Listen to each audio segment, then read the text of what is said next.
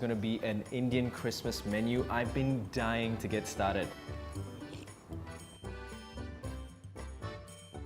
Really does look like a winter wonderland. This has a bit of a comical name. It's called Santa's Tangachis. Boy, did they do their job. They really got my appetite going. So we're gonna move on to the main courses. Here we've got the mutton varavel and the tandoori platter. And we've got the classic traditional Indian naan. So it's got a mix of stuff. Let me just fill you in on what's on the plate. We've got some chicken tikka, we've got some chicken tandoori, prawn tikka, and some fish tikka as well. So let's start off with some chicken. Now that chicken is bursting with flavor. You can actually see the spice just still stuck onto that chicken. And when you put that into your mouth, it just comes to life. It's amazing, guys. So now after having the chicken, I'm really curious as to what the fish and the prawns will taste like. With the chicken, the flavor of the chicken mixes with the spices differently. Where with the prawn, it really comes to life in a whole different light, because the prawns by nature are a bit more sweet and succulent than chicken. And this is just lovely, guys. You have to try this one for yourselves. So I'm a big fan of tikka fish or tandoori fish, and just put that to the side. What I've been told is that the spices in Malgudi Indian Cuisine Restaurant is actually grounded and made in-house. It is really a dish that you have to try for yourself.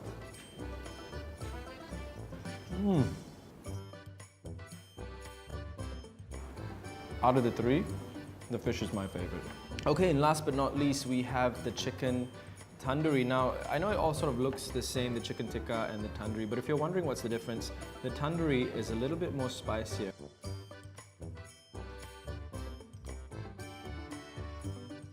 That is really good. I'm not kidding you guys, by far one of the best tandoori chickens I've ever had. That was so flavorful. And it's cooked all the way through. Normally the problem that I face with my chicken tandoori is that it's always a bit raw on the insides and the chicken doesn't really taste that great. But this one is cooked through and through, and the flavor, seriously, one of the best I've ever had. We're moving on to what I'd like to call the standard staple food that you always kind of have to order every time you go to an Indian restaurant, right? You've got the mutton varavel, the classic, this one, right? And you pair it up with, of course, nothing better than some good old tandoori naan. And you know what? I'm just gonna tuck in with my fingers, because this looks, look at that, full of flavor in your mouth. That is so good. The mutton, again, not fatty, all meat.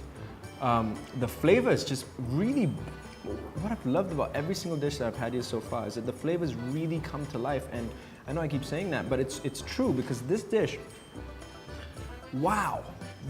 I'm gonna have some more. If you come here, you have to order this dish. I kid you not.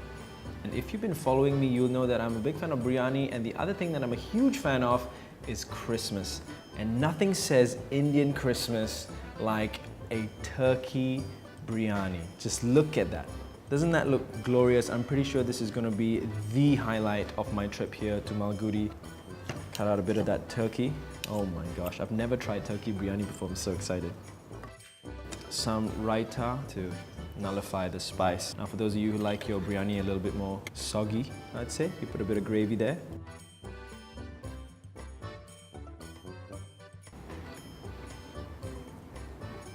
I've never been happier in my life with my food.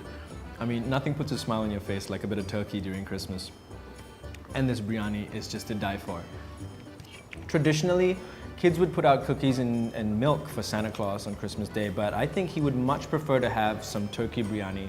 So this year, I'm gonna be dishing him a bit of this. So all this biryani's got me feeling a bit thirsty, and I've got the house special. This is called the Malgudi Fizz, and it's basically a soda-based drink with a bit of lime cordial and some spices.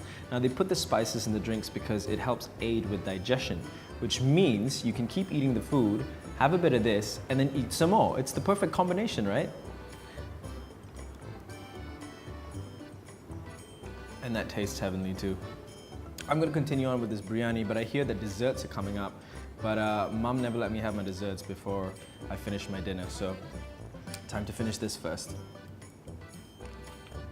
Alright, so no meal would be complete without some dessert.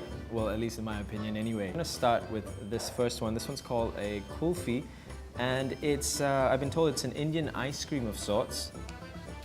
Get right into it.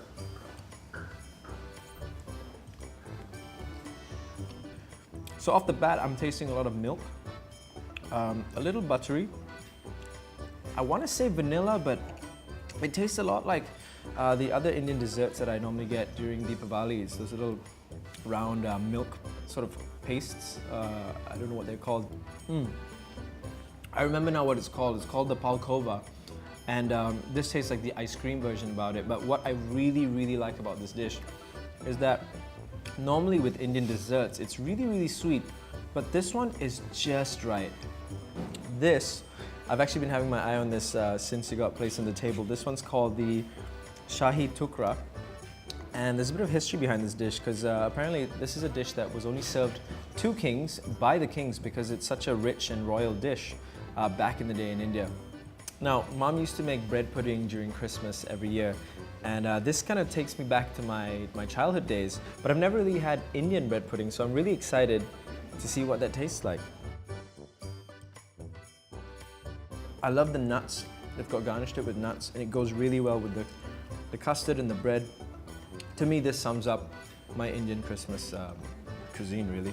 Now, last but not least, we have the timeless Indian desserts, the gulab jamun. Last time I put the entire ball in my mouth, so I'm not going to make that mistake again. It's served still warm, so it's really nice and soft as well.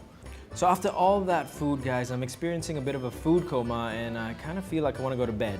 So I've decided to have a little bit of coffee, and it's served to me in the classic South Indian cup and saucer. And I've been told you got to do a bit of a tare just to add that awesomeness to it. Oh, be mindful not to spill. Okay. Now, I don't know which one you drink it from, but I'm gonna go with this one because there's more in there. So I'm gonna let the coffee do its job and perk me up, but before we send it back to you guys in the studio, be sure to check out Malgudi's Facebook and Instagram pages as they always update their menu to keep it fresh. Now, hope you guys have enjoyed this one. My name is Daryl. Back to you guys in the studio.